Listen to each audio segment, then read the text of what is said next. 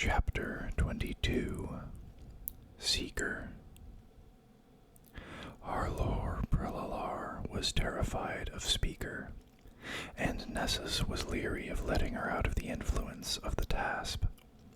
Nessus claimed to be jumping the Tasp on her every time she saw Speaker, so that eventually she would welcome the sight of him. Meanwhile, they both shunned the Kazin's company.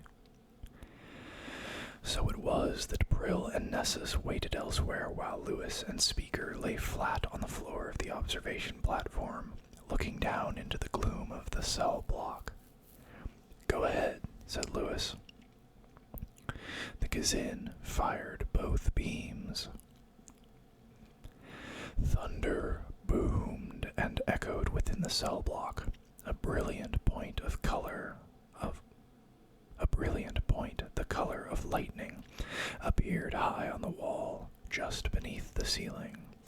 It moved slowly clockwise, leaving a redly glowing trail. "Cut chunks," Lewis directed. "If that mass lets go all at once, we'll be shaken loose like fleas on a shaven dog." Speaker obligingly changed the angle of his cutting. Still, the building lurched when the first chunk of cable and construction plastic fell away. Lewis hugged the floor. Through the gap he saw sunlight and city and people. He did not have a view straight down until half a dozen masses had been cut loose. He saw an altar of wood and a model of silvery metal whose shape was a flat rectangle surmounted by a parabolic arch. It was there for an instant before a massive cell block structure struck next to it and splashed fragments in all directions. Then it was sawdust and crumbled to tinsel, but the people had fled long since. "People," he complained to Nessus, "in the heart of an empty city, miles from the fields. That's an all-day round trip. What were they doing there?" "They worship the goddess Harlor Prilalar. They are Prill's food source." "Ah, offerings." "Of course. What difference does it make, Lewis? They might have been hit. Perhaps some of them were. And I thought I saw Tila down there, just for an instant." "Nonsense, Lewis. Shall we test our motive power?" The puppeteer's fly cycle was buried in a gelatinous mound of translucent plastic. Nessus stood alongside the exposed control panel. The bay window gave them an imposing view of the city. The docks, the flat-sided towers of the civic center, the spreading jungle that had probably been a park, all several thousand feet below. Lewis struck an attitude, parade rest. An inspiration to his crew, the heroic commander stands astride the bridge. The damaged rocket motors may explode at the first touch of thrust, but it must be tried. The Kazinti battleships must be stopped before they reach Earth. "It'll never work," said Lewis Wu. "Why not, Lewis? The stresses should not exceed a flying castle for Finnegal's sake. I only just realized how insane the whole thing is. We must have been out of our minds, tootling home in the upper half of a skyscraper." The building shifted then, and Lewis staggered. Nessus had started the thruster. The city drifted past the bay window, gathering speed. Acceleration eased off. It had never been higher than a foot per second squared. Top speed seemed to be about 100 miles per hour, and the castle was rock steady. "We centered the fly cycle correctly," said Nessus. "The floor is level, as you will note, and the structure shows no tendency to rotate." "It's still silly." "Nothing that works is silly. And now, where shall we go?" Lewis was silent. "Where shall we go, Lewis? Speaker and I have no plans. What direction, Lewis?" "Starboard." "Very well. Directly starboard. Right. We've got to get past the eye storm, then turn 45 degrees or so to anti-spinward. Do you seek the city of the tower called Heaven? Yes. Can you find it? That should be no problem, Lewis. 3 hours flying time brought us here. We should be back at the tower in 30 hours. And then... Depends. The picture was so vivid. It was pure deduction and imagination, yet so vivid. Louis Wu tended to daydream in color. So vivid. But was it real? It was frightening how suddenly his confidence in the flying tower had leaked away. Yet the tower was flying. It didn't need Louis Wu to make it go. The Leaf Eater seems content to follow your lead, said Speaker. The fly-cycle hummed quietly to itself a few feet away. Landscape flowed past the bay window. The eye storm was off to the side, its gray gaze large and daunting. The Leaf Eater's out of his mind, said Lewis. I take it you've got better sense. Not at all. If you have a goal, I am content to follow you. But if it may involve fighting, I should know something about it. I should know something about it regardless, in order to decide whether it will involve fighting. Well put.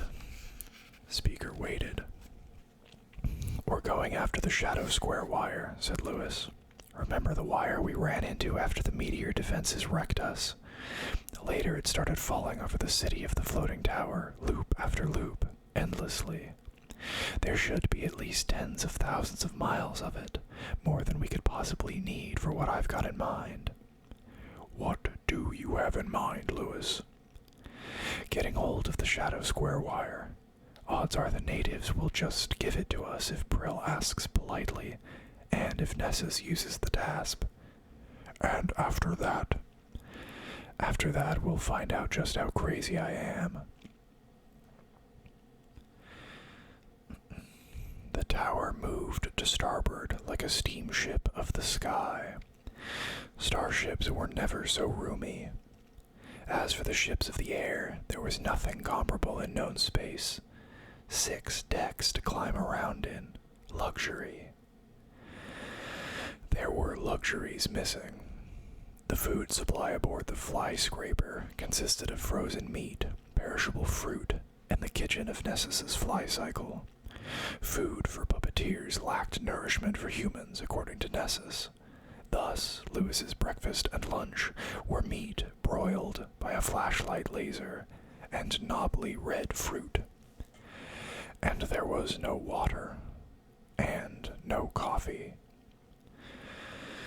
Brill was persuaded to find some bottles of an alcoholic beverage.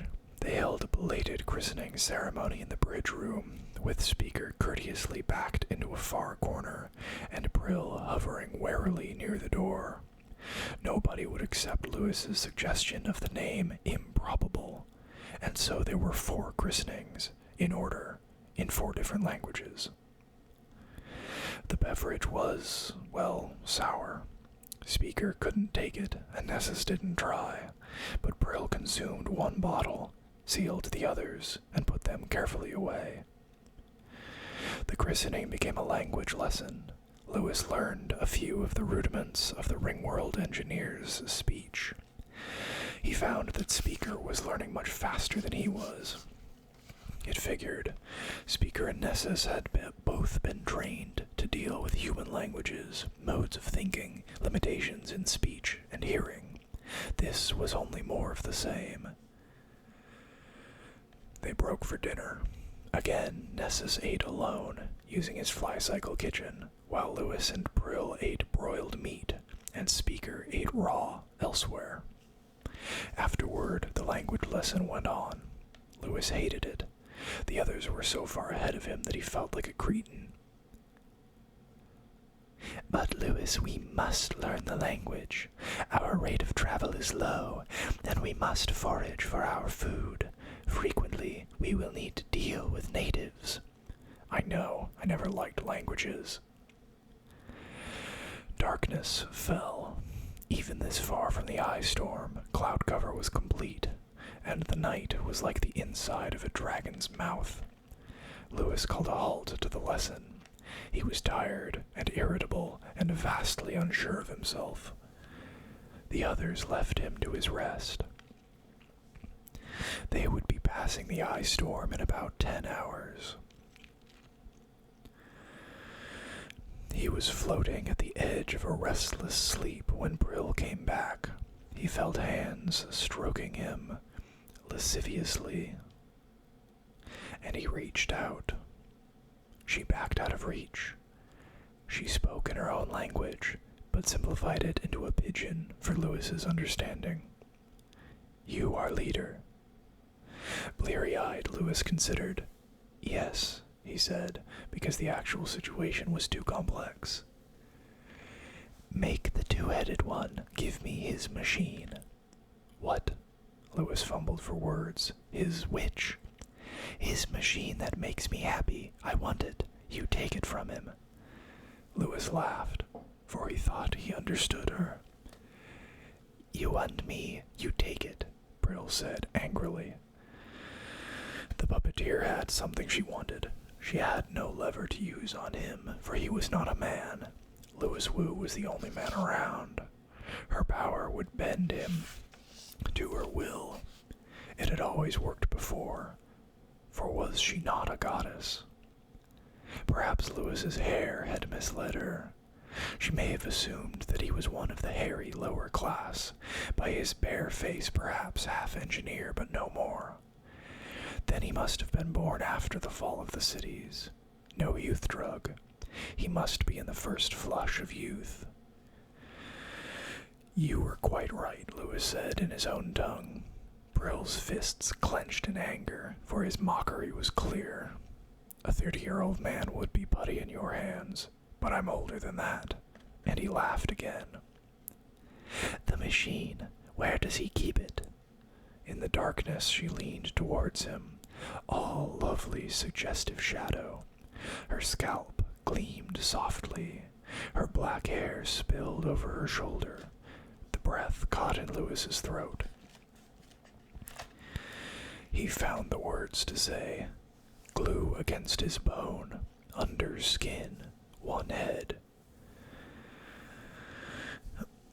Brill made a sound like a growl. She must have understood. The gadget was surgically implanted. She turned and left. Lewis thought briefly of following her. He wanted her more than he was willing to admit. But she would own him if he let her, and her motives did not jive with Lewis Wu's. The whistle of the wind rose gradually. Lewis's sleep became shallow and merged into an erotic dream. His eyes opened. Brill knelt facing him, straddling him like a succubus. Her fingers moved lightly over the skin of his chest and belly. Her hips moved rhythmically, and Lewis moved in response. She was playing him like a musical instrument. When I finish, I will own you, she crooned. The pleasure showed in her voice, but it was not the pleasure of a woman taking pleasure from a man. It was the thrill of wielding power. Her touch was a joy as thick as syrup. She knew a terribly ancient secret, that every woman is born with a tasp, and that its power is without limit if she can learn to use it. She would use it and withhold it, use it and withhold it, until Lewis begged for the right to serve her. Something changed in her. Her face could not show it, but he heard the crooning sound of her pleasure, and he felt the change in her motion. She moved, and they came together, and the slam that rolled across them then seemed entirely subjective. She lay beside him all that night. Occasionally they woke and made love, and went back to sleep. If Brill felt disappointment at these times, she did not show it, or Lewis did not see it. He knew only that she was no longer playing him like an instrument. They were playing a duet. Something had happened to Brill. He suspected what it was. The morning dawned gray and stormy. Wind howled around the ancient building. Rain lashed the bay windows of the bridge and stormed through broken windows higher up. The improbable was very close to the eye storm. Lewis dressed and left the bridge. He saw Nessus in the hallway. "You!" he shouted. The puppeteer shied. "Yes, Lewis." "What did you do to Brill last night?" "Show proper gratitude, Lewis. She was trying to control you, to condition you into subservience. I heard. You used the TASP on her." "I gave her 3 seconds at half power while you were engaged in reproductive activity. Now it is she who is conditioned." "You monster! You egotistical monster!" "Come no closer, Lewis." "Brill is a human woman with free will." "What of your own free will?"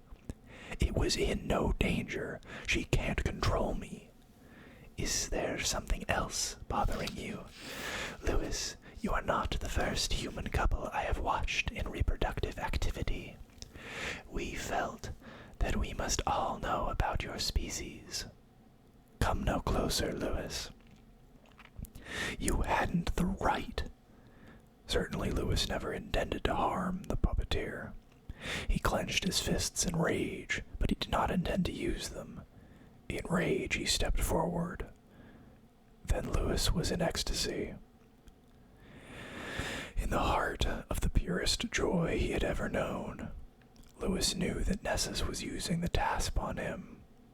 Without allowing himself to realize the consequences, Lewis kicked up and out. He used all the strength he could divert from his enjoyment of the TASP. It was not great, but he used it, and he kicked the puppeteer in the larynx, beneath the left jaw. The consequences were hideous. Nessus said, "Gulp," and stumbled back, and turned off the TASP. The weight of all the sorrow that men are heir to came down on the shoulders of Lewis Wu. Lewis turned his back on the puppeteer and walked away. He wanted to weep. But more than that, he wanted the puppeteer not to see his face. He wandered at random, seeing only his inner blackness. It was only coincidence that brought him to the stairwell. He had known full well what he was doing to Brill. Balanced over a drop of 90 feet, he had been eager enough to see Nessus use the TASP on Brill. He had seen wireheads. He knew what it did to them. Conditioned like an experimental pet, and she knew. Last night had been her last valiant attempt to break loose from the power of the TASP. Now Lewis had felt what she was fighting. "I shouldn't have done it," said Lewis Wu. "I take it back." Even in black despair, that was funny. You can't take back such a choice. It was coincidence that he went down the stairwell instead of up, or his hindbrain may have remembered a slam that his forebrain had hardly noticed. The wind roared around him, hurling rain from every direction as he reached the platform. It took some of his attention outside himself. He was losing the grief that came with the loss of the TASP. Once, Lewis Wu had sworn to live forever. Now, much later, he knew that obligations went with such a decision. "Got to cure her," he said. "How? No physical withdrawal symptoms, but that won't help her if she decides to walk out of a broken window. How do I cure myself?" For some minor part of him still cried for the TASP and would never stop. The addiction was nothing more than a below-threshold memory. Strand her somewhere with her supply of youth drug, and the memory would fade. Tange, we need her. She knew too much about the engine room of the improbable. She couldn't be spared. He'd just have to get Nessus to stop using the TASP. Watch her for a while. She'd be awfully depressed at first. Abruptly, Lewis's mind registered what his eyes had been seeing for some time.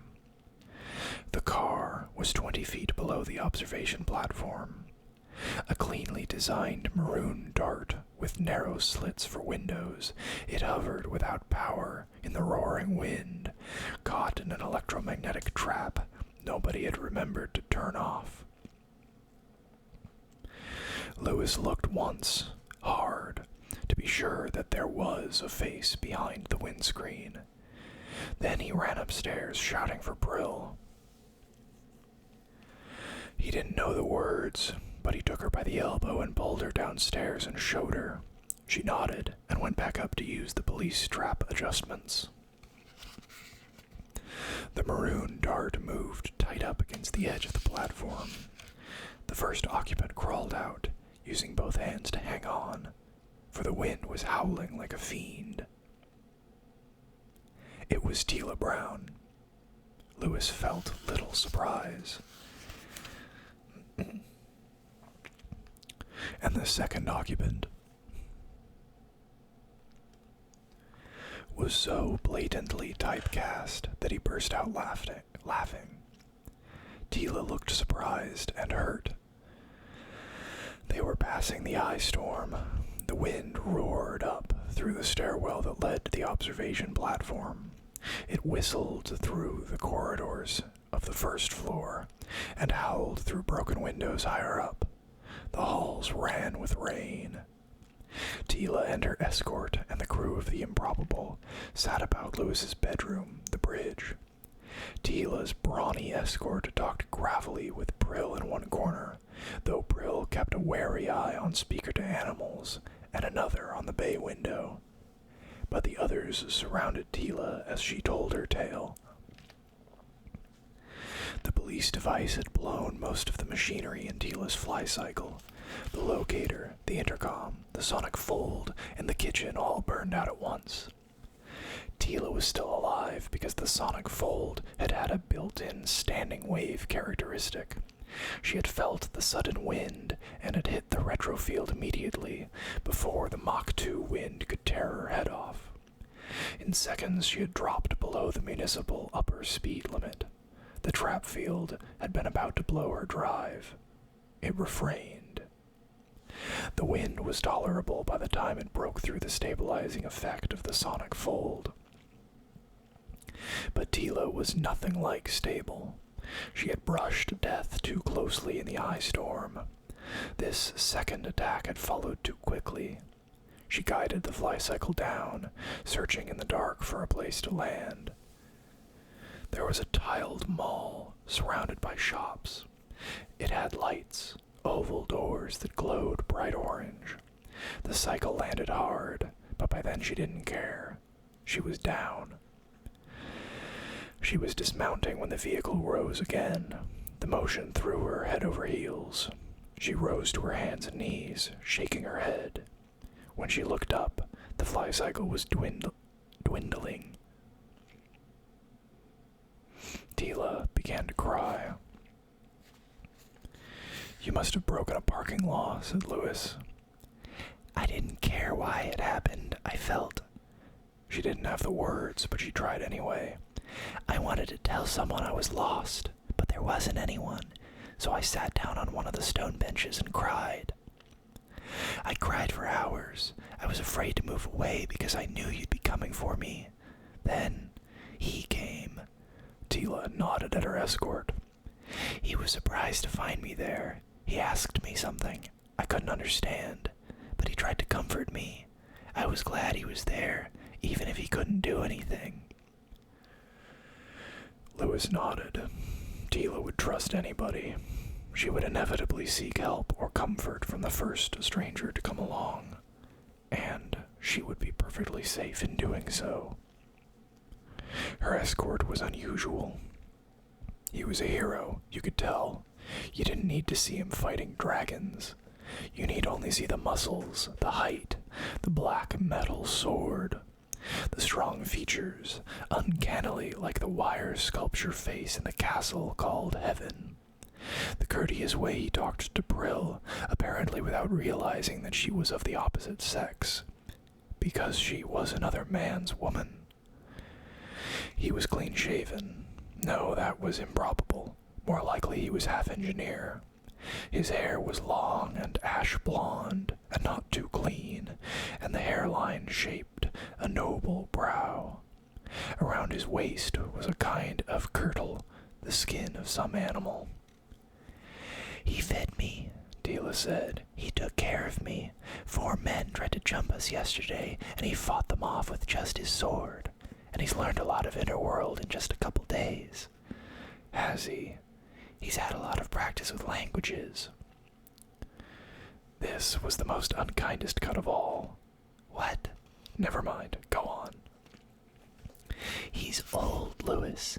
He got a massive dose of something like booster spice long ago. He says he took it from an evil magician. He's so old that his grandparents remembered the fall of the cities." "Do you know what he's doing?" Her smile became impish. "He's on a kind of quest. Long ago he took an oath that he would walk to the base of the arch. He's doing that. He's been doing it for hundreds of years." "The base of the arch?" Tila nodded. She was smiling very prettily, and she obviously appreciated the joke. But in her eyes there was something more. Lewis had seen love in Tila's eyes, but never tenderness. "You're proud of him for it, you little idiot. Don't you know there isn't any arch?" "I know that, Lewis." "Then why don't you tell him?" "If you tell him, I'll hate you. He's spent too much of his life doing this, and he does good. He knows a few simple skills, and he carries them around the Ringworld as he travels to Spinward." "How much information can he carry? He can't be too intelligent." "No, he's not." From the way she said it, it didn't matter. "But if I travel with him, I can teach a great many people, a great deal." "I knew that was coming," said Lewis, but it still hurt. Did she know it hurt? She wouldn't look at him. "We'd been in the mall a day or so before I realized that you'd follow my fly cycle, not me. He told me about Hal, about the goddess and the floating tower that trapped cars, so we went there. We stayed near the altar, waiting to spot your fly cycles. Then the building started falling apart. Afterward, Seeker? He calls himself that. When someone asks him why, he can explain that he's on his way to the base of the arch, and tell them about his adventures on the way, you see." "Yeah." "He started trying the motors in all the old cars.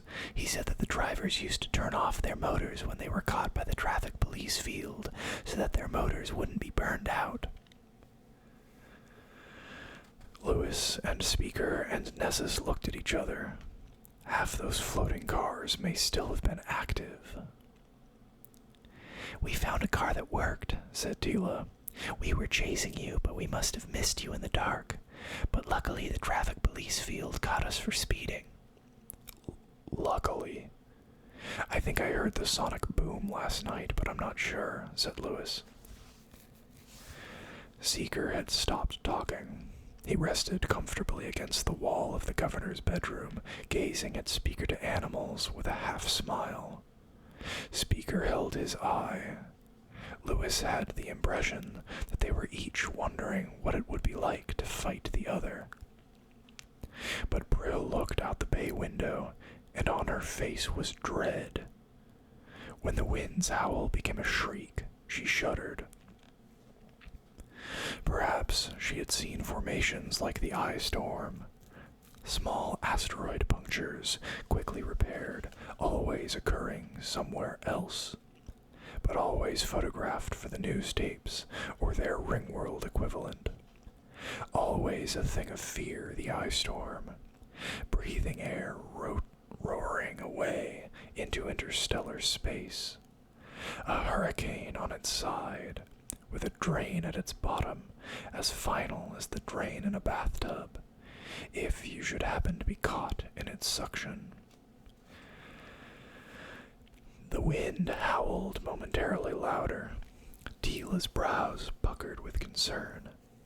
"I hope the building's massive enough," she said. Lewis was astonished. How she's changed.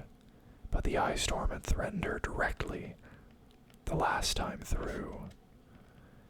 "I need your help," she said. "I want Seeker, you know." "Yeah." "He wants me too, but he's got a weird sense of honor. I tried to tell him about you, Lewis, when I had to get him to the floating building. He got very uncomfortable and stopped sleeping with me. He thinks you own me, Lewis." "Slavery?" "Slavery for women, I think. You'll tell him you don't own me, won't you?" Lewis felt pain in his throat. "It might save some explanations if I just sold you to him, if that's what you want."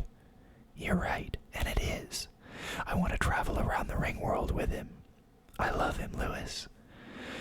"Sure you do. You were made for each other," said Lewis Wu.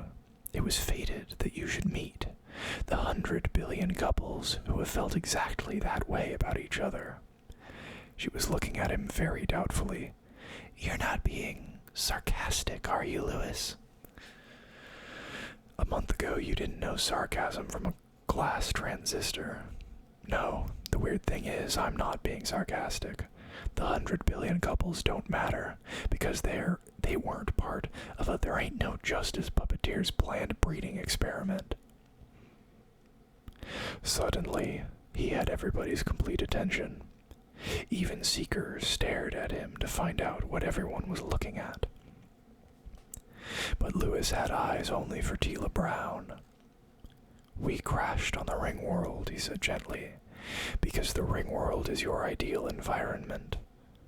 You needed to learn things you couldn't learn on Earth, or anywhere in known space, apparently. Maybe there were other reasons.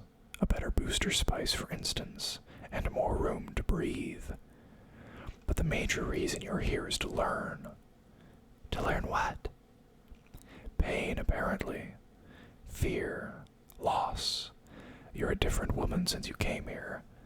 Before, you were a kind of abstraction. Have you ever stubbed your toe?" "What a funny word.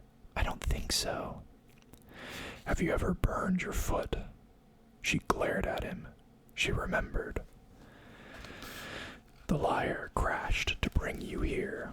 We traveled a couple of 100,000 miles to bring you to Seeker. Your fly cycle carried you precisely over him and ran into the traffic police field at just that point. Because Seeker is the man you were born to love." Tila smiled at this, but Lewis did not smile back. He said, "Your luck required that you have time to get to know him. Therefore, Speaker to Animals and I hung heads down, Lewis, over 90 feet of empty space for something like 20 hours. But there's worse." The Gazin rumbled. "It depends on your viewpoint." Lewis ignored him. "Tila, you fell in love with me because it gave you a motive to join the expedition to the Ringworld. You no longer love me because you don't need to. You're here. And I loved you for the same reason, because the luck of Tila Brown used me as a puppet. But the real puppet is you. You'll dance to the strings of your own luck for the rest of your life. Finnegal knows if you've got free will, you'll have trouble enough using it." Tila was very pale, and her shoulders were very straight and rigid. If she wasn't crying, it was by an obvious exercise of self-control. She had not had that self-control before. As for Seeker, he knelt, watching the two of them, and he ran his thumb along the edge of the black iron sword. He could hardly be unaware that Tila was being made unhappy. He must still think she belonged to Louis Wu. And Louis turned to the puppeteer. He was not surprised that Nessus was curled into a ball, tucked his heads into his belly, and withdrawn from the universe. Louis took the puppeteer by the ankle of his hind leg. He found that he could roll the puppeteer onto his back with little trouble. Nessus weighed not much more than Louis Wu, and he didn't like it. The ankle trembled in Louis's hand. "You caused this," said Louis Wu, "with your monstrous egotism. That egotism bothers me almost as much as the monstrous mistake you made. How you could be so powerful, and so determined, and so stupid is beyond me. Do you realize yet that everything that's happened to us here has been a side effect of Tila's luck?" The ball that was Nessus contracted tighter.